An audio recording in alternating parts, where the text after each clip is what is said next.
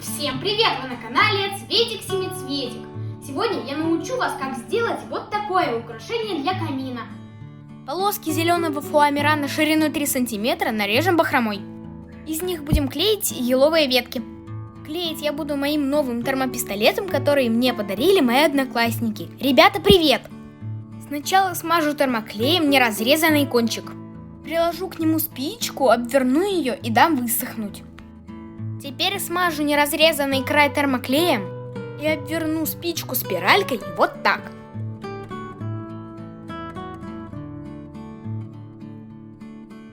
На спичках получаются короткие веточки, на зубочистках чуть подлиннее.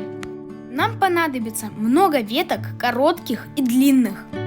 Теперь займемся основой.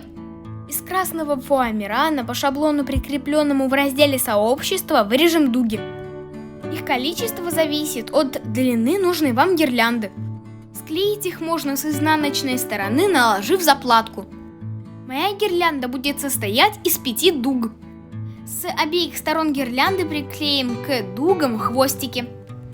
Шаблон хвостиков тоже можно найти в разделе сообщества.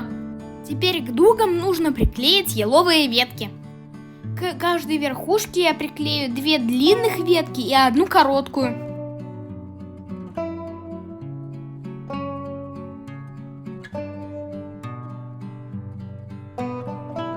Украшу гирлянду вот такой вот шишкой, выполненной из яичных лотков. Ссылку на мастер-класс по ее изготовлению вы видите вверху экрана. Хвостик также украсим еловыми веточками и бусинками. С обратной стороны к каждому сегменту я приклею магнитик, так как мой камин сверху металлический.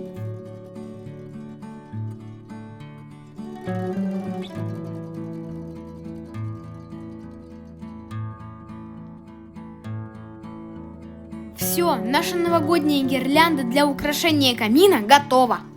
Давайте посмотрим, как она будет смотреться на камине.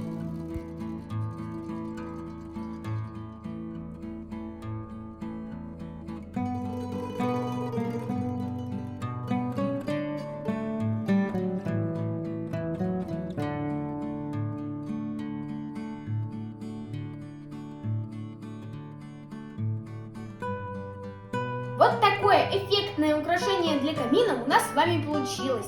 Ставьте лайки, подписывайтесь на канал, пишите комментарии. Пока-пока!